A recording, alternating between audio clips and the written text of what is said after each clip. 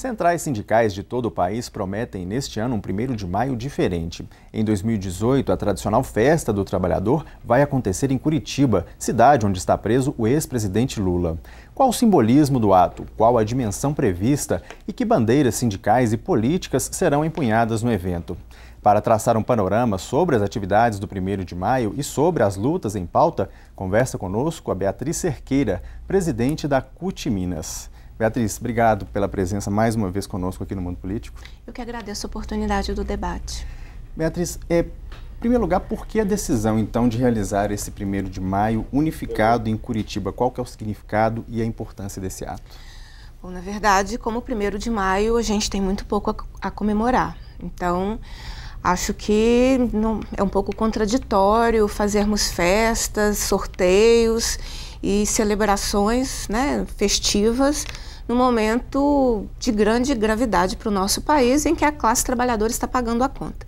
Nós estamos no momento de um estado de exceção, resultado de um golpe, com a retirada de uma presidenta democraticamente eleita em 2016, que eles chamaram de impeachment, mas impeachment precisa ter crime de responsabilidade, o que não aconteceu. E o golpe ele veio com objetivos muito concretos, Reforma trabalhista, a tentativa de aprovar a reforma da Previdência, a destruição de todas as empresas públicas, exemplo da Petrobras, a venda da nossa soberania através do pré-sal, que nós estamos perdendo para as empresas multinacionais, o congelamento dos investimentos por 20 anos. Então, o resultado da política desse último período, de uma forma ilegítima, com o Temer presidente, resultou numa pauta que nós precisamos combater. A prisão do presidente Lula, para nós, o movimento sindical, é uma prisão política, resultado desse processo de golpe, por isso que eu comecei lá atrás, o golpe ele tem como objetivos muito concretos essa pauta de retirada de direitos, rasgando a Constituição e o Pacto da Redemocratização de 88, depois a última ditadura civil-militar que nós tivemos, e, portanto, é preciso denunciar as prisões políticas e esse estado de exceção que nós vivemos. No momento em que o presidente Lula está preso em Curitiba, o movimento sindical, então, transfere o seu ato político do 1º de maio para Curitiba. Então, normalmente os atos nacionais são feitos em São Paulo, normalmente não, sempre foram, no último período, mas dessa vez o ato nacional será feito em Curitiba.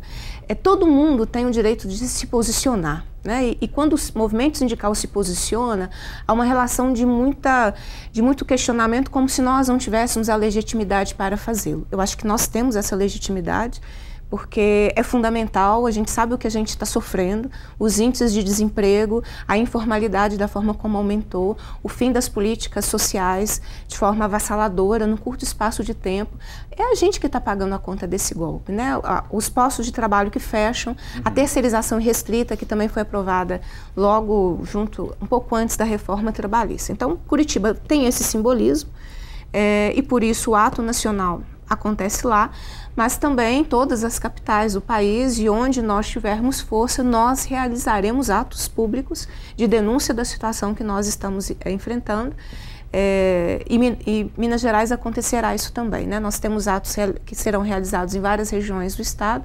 Em Belo Horizonte, nós teremos atividade na tradicional já Missa do Trabalhador em Contagem e também teremos uma celebração de luta em Venda Nova. Então, na capital, nós teremos essas duas atividades. Bia, as centrais, a gente sabe que tem divergências políticas, até sindicais, programáticas, enfim, mas diante desse contexto que você narrou, esse contexto de alguma forma viabilizou essa unidade?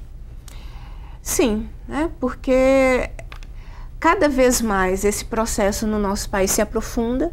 Agora nós tivemos recentemente uma medida provisória que dizia respeito à reforma trabalhista, que perdeu a validade, sem que ela fosse votada no Congresso, e ela foi a justificativa que o Congresso utilizou para aprovar a reforma. Mas, por exemplo, quando a MP, essa medida provisória, perde a validade, uma categoria que fica ainda mais fragilizada, um setor, são as mulheres grávidas, que a medida provisória ainda resguardava de alguma forma. Traz mais insegurança jurídica, ao que já é essa reforma trabalhista, ou seja, aqueles que acreditaram que aprova a reforma trabalhista, mas que nós vamos regulamentar e uma medida provisória propiciará um debate posterior, nós vimos que as pessoas, não era isso, né? O Congresso votou naquela reforma nas condições em que ela foi votada. Quantidade de pessoas desempregadas que nós voltamos a ter no nosso país, a quantidade de pessoas que voltam na informalidade, isso faz com que o movimento sindical, que tenha compromisso com quem representa, precise se articular de alguma forma. Então a gente se une naquilo que converge, naquilo com posicionamentos diferentes, cada um faz a sua luta e é salutar, porque não precisa ter uma hegemonia, mas é fundamental essa convergência nessa luta política no momento que o nosso país vive. Você falou de desemprego, da persistência do quadro de desemprego no país. A gente viu recentemente o presidente Michel Temer vir a público falar sobre a criação de vagas de emprego com carteira assinada. Como é que está essa questão de fato de desemprego no país? Há sinais minimamente claros ou nítidos de que há uma melhoria ou esse anúncio não faz frente à quantidade de desempregados que temos hoje? Nada que o Michel Temer fala tem correspondência com a realidade, né? É um governo impopular, de forma absurda, além de ilegítimo, é um governante que a população não acredita. Então, o que a gente vê constantemente é a tentativa de se criar uma agenda positiva através da mídia comercial, dando uma falsa ideia de que as coisas estão estáveis. Não estão. Os postos de trabalho fechados não estão sendo reabertos.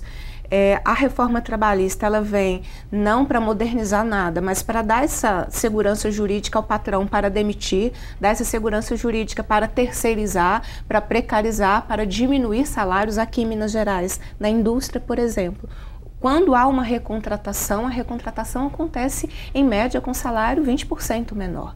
E vários postos de trabalho, o último dado nosso do DIEESE, mais de 40 mil postos de trabalho fechados no último período aqui em Minas Gerais e que não estão sendo reabertos. E se você faz esse link com políticas públicas, o governo está revisando benefícios de prestação continuada, aposentadorias por invalidez, licenças médicas, enfim. Por um lado, você tem a precarização da situação desse trabalhador que sai do mercado formal e vem para a informalidade muitas vezes, ou diminui o seu poder aquisitivo, e ele não vai encontrar no Estado políticas públicas garantidoras de direitos, né? Então, se você pensar educação infantil, as professoras da educação infantil, inclusive de Belo Horizonte, numa grande luta, que eu quero aqui manifestar minha solidariedade a elas e o meu repúdio ao que aconteceu aqui na capital mineira, com a violência policial que elas sofreram, mas você não tem educação infantil para todas as crianças que necessitam. O Sistema Único de Saúde ele vai encolhendo porque o recurso está congelado por 20 anos. Você não vai ampliando a educação superior ou os institutos federais que também estão sendo sucateados nesse momento. Então você precariza ali a sua relação de trabalho, diminui o seu poder de compra e, paralelamente, você não tem mais o Estado como um garantidor de direitos. Então é uma situação muito grave que, evidentemente, o Michel Temer, ele é presidente da República porque ele se dispôs a fazer o que está acontecendo. É por isso que é fundamental a gente relacionar esse golpe, esse estado de exceção, com a coisa prática da vida. Esse golpe foi para isso. Esse golpe foi para que os empregos pudessem ser terceirizados de forma irrestrita. A professora do seu filho pode ser terceirizada, né, para chegar numa situação extrema.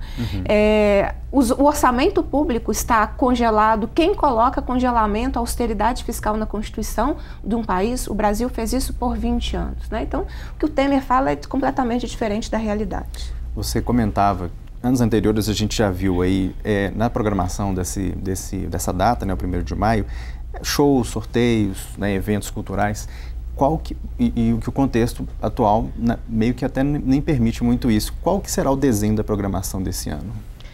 Bom, da nossa parte, enquanto Central Única dos Trabalhadores, eu respeito aqueles que ainda fazem festa, mas acho que o 1º de maio ele surge como um momento, ele é um momento que ele é de contestação. A gente tem muita pauta de luta para levar para a rua.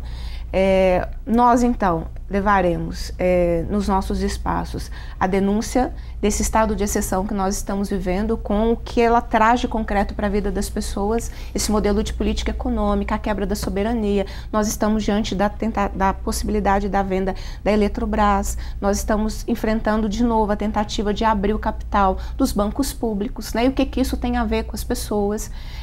Levaremos essas denúncias para a rua, né? Para o chão dos lugares que nós estaremos, e levaremos a denúncia desse estado de exceção, e por isso que nós, da CUT, nos somamos junto à Frente Brasil Popular na luta por Lula livre, porque esse debate ele não é partidário, é um enfrentamento a esse estado de exceção e que a gente precisa fazê-lo, e que isso precisa ser debatido, né? Quando você não tem a garantia da presunção da inocência, você não vai ter para a população, né? Então, rasgar a Constituição da forma como está sendo rasgada, seja no congelamento dos investimentos, seja na reforma trabalhista que também rasga direitos que estão lá, seja nesse estado policial que nós estamos vivendo, isso precisa ser denunciado. O nosso tom é um tom de denúncia, é um tom de protesto e é um tom de resistência.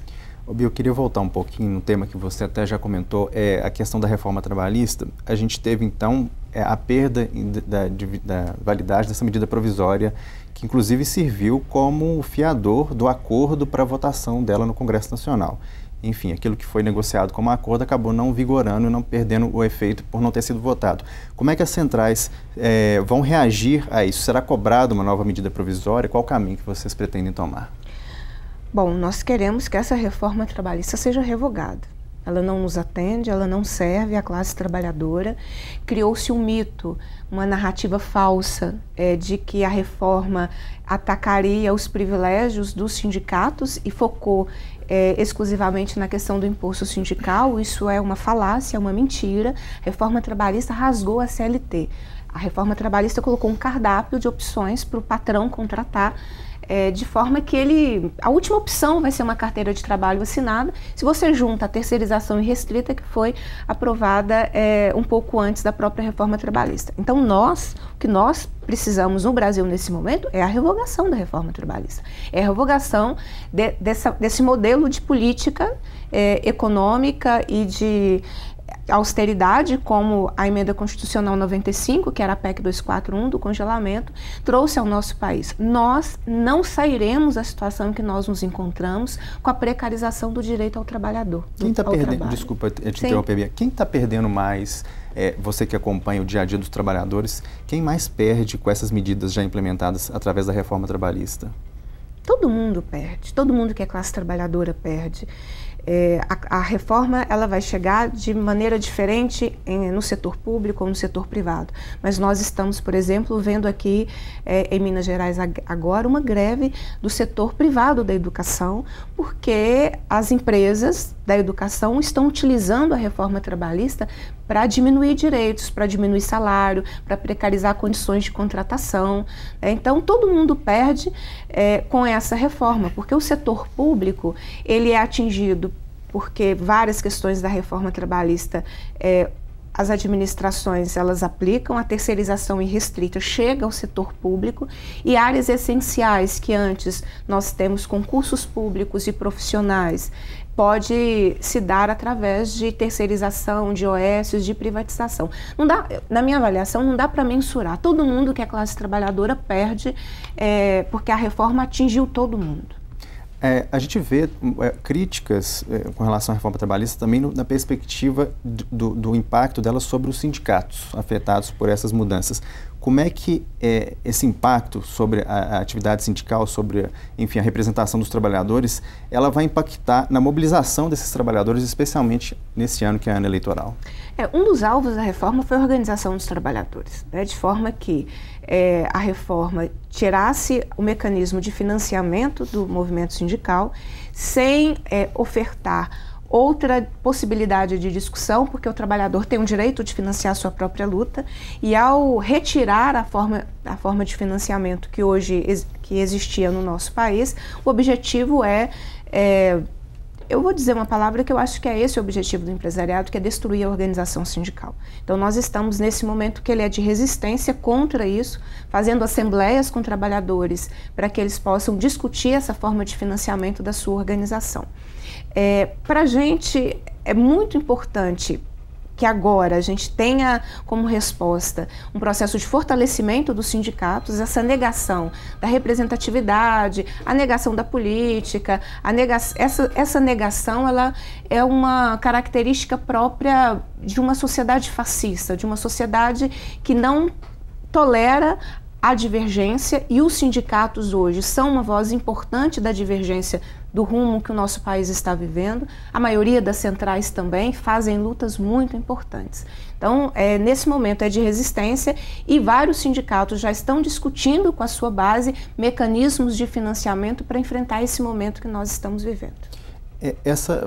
Eu trago de novo esse argumento porque, sim, na verdade, é o que o empresariado muitas vezes alega na defesa da reforma, a questão da modernização da legislação trabalhista. Alega-se que a legislação é muito antiga e que necessita de avanços até para contemplar novas formas de trabalho. Isso, de alguma forma, procede na sua avaliação? Esse empresariado, ele vem de uma cultura escravocrata, né? Vamos lembrar que até outro tempo a elite brasileira comprava pessoas, né? Comprava para cuidar do seu serviço em casa, para cuidar da sua produção. Então, é essa elite, com esse pensamento de coisificar o outro, que faz essa defesa dessa falsa modernização.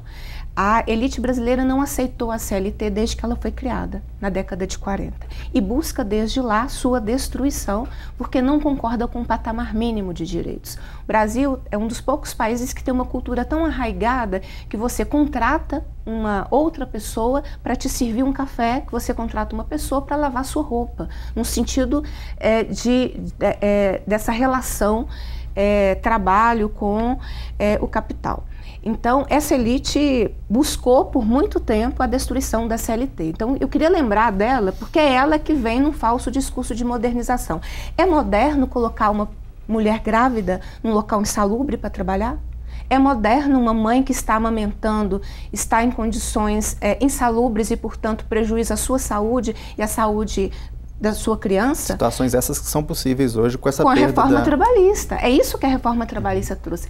É moderno você não ter a professora do seu filho contratada pelo Estado diretamente, mas ela ser terceirizada? Isso não é moderno. Não tem nada de modernidade nesse processo que a reforma trabalhista nos trouxe. Então é falso esse argumento, e o que eu lamento é que na época em que a reforma trabalhista tramitou em tempo recorde, entre dezembro de 2016 e julho de 2017, em 6 meses, o Congresso Nacional destruiu décadas de luta e de consolidação de uma legislação trabalhista. O que eu lamento foi a ausência de debate. Esse espaço, como nós temos aqui no mundo político, é um dos poucos. Se nós pegarmos a mídia comercial, quantas mesas foram feitas com posições diferentes, com o empresariado à mesa, com o movimento sindical à mesa e com debates que a população tivesse acesso. Nós, o movimento sindical, fomos bloqueados, desqualificados, dando essa ideia de que a reforma atacava a questão do imposto sindical somente, mas debates como, por exemplo, do financiamento do Sistema S, que o empresariado pega dinheiro público e que a gente não discute, o dinheiro público está indo para o empresariado de forma cada vez maior, nós não debatemos. Então, teve um bloqueio da pauta da discussão sobre a reforma trabalhista, e é no dia a dia que as pessoas estão sentindo essa reforma, na diminuição de direitos, na diminuição de salário, na ausência de carreiras ou de planos de carreira. Essa percepção já está aparecendo? Já está aparecendo, já está aparecendo, porque o empresariado agora, ele tem se utilizado cada vez mais da reforma para se organizar, maximizando o seu lucro, e o seu lucro vai diminuindo as condições e os direitos dos trabalhadores. E aí a gente começa a ouvir falar de acidentes de trabalho, a gente começa a ouvir falar de mortes, o crime da Vale, Samarco e BHP.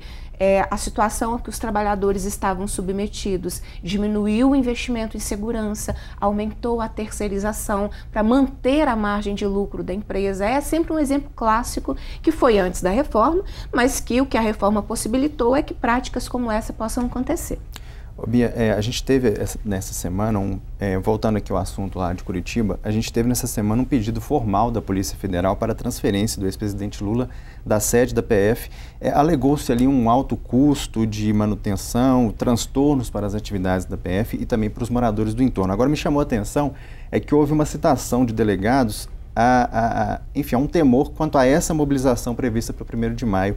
Como é que você interpreta esse pedido e esse aparente temor das autoridades a respeito dessa mobilização marcada para Curitiba? As pessoas estão com medo do povo, porque é disso que a gente está se falando, porque isso está entre aspas, inclusive no pedido do delegado. Né? O que eu acho é que eles não esperavam uma reação popular em relação à prisão do presidente Lula. Eles esperavam que, com todo o processo midiático feito no último período, a população aceitasse e concordasse com a prisão do presidente Lula. Não é isso que aconteceu. Nós tivemos fortes mobilizações quando a prisão foi rapidamente decretada, né? Nunca se decretou tão rápido uma prisão como a do presidente Lula. Um acampamento que circula em média 500 a 1.000 pessoas por dia e um acampamento que se sustenta, que se mantém por uma militância e pelas pessoas que vão, né, espontaneamente, passam lá depois do trabalho, pegam o seu carro e dirigem até lá. Eu encontrei lá com uma pessoa de Montes Claros que pegou o carro e dirigiu até lá. Outra de Governador Valadares, quando soube o que aconteceu, foi para lá, pegou um ônibus e se dirigiu até lá. Eles não esperavam essa mobilização, não esperavam essa reação e não esperavam que a população compreendesse que o que está se praticando não é justiça, né? É um processo muito seletivo e que as pessoas estão reagindo. Então, esse temor é tentar também nos criminalizar, porque quando a gente reage, quando a gente se movimenta, quando a gente se mobiliza, nos teme. Não tem que temer povo organizado, a gente tem um direito legítimo de se defender. Eu não vi notas da Polícia Federal quando a elite se organizava com aquelas manifestações verde e amarelo da FIFA, no caso, né, não era da bandeira do Brasil, em defesa das pautas da direita. Então, nós temos o direito de manifestar e continuaremos. Bia, nosso tempo já acabou, mas eu preciso fazer uma última pergunta para você. Até eu vou pedir para você responder de forma bem sintética. Apesar de ser um tema difícil, né? Que a Constituição Federal está completando 30 anos. Do ponto de vista dos trabalhadores, que balanço que a gente pode fazer dessa data, desse marco temporal? O golpe está destruindo a Constituição. O Congresso Nacional, que não foi eleito para isso, está impondo uma outra Constituição, excluindo o povo da Constituição, do orçamento, e isso é muito grave. Então é preciso que os bons, porque o problema é o silêncio dos bons, é preciso que os bons que ainda estão em silêncio se movimentem, porque a situação é gravíssima e o que está acontecendo no nosso país terá repercussão para as próximas décadas. Então é preciso cada vez mais reação pelo retorno da democracia e por um Congresso que represente o povo. Este Congresso, na sua maioria, constituído por homens brancos, por homens ricos, por homens acusados de corrupção, não representam a população brasileira. Então é preciso que a gente se aproprie da política e faça um processo legítimo de representação e retome essa Constituição do Pacto da Redemocratização do nosso país. Bia, mais uma vez, muito obrigado pela entrevista aqui conosco. Eu que agradeço a oportunidade do debate, que é muito importante para a gente. Conversamos, portanto, com a Beatriz Cerqueira, que é presidente da CUT-MG, falando e comentando o 1º de maio unificado em Curitiba e também as pendências e, enfim, os desafios da reforma trabalhista e também a mobilização política dos trabalhadores neste ano eleitoral. O Mundo Político fica por aqui. Obrigado por nos acompanhar e até o próximo programa.